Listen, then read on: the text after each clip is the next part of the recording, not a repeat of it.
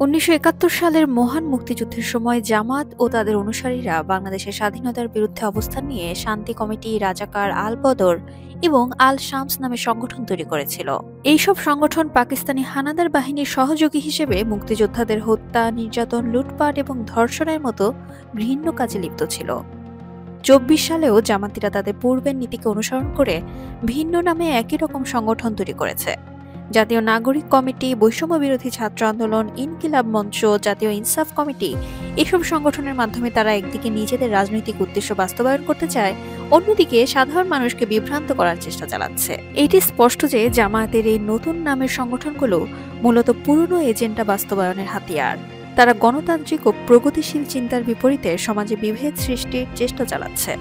আমাদের সচেতন হতে হবে এবং দেশের ভবিষ্যৎ প্রজন্মকে এ ধরনের অপপ্রচারের হাত থেকে রক্ষা করতে হবে। মুক্তিযুদ্ধের চেতনাকে সমুন্নত রাখতে জামাত ও তাদের নতুন রূপের বিরুদ্ধে ঐক্যবদ্ধ হওয়ার এখনই সময়।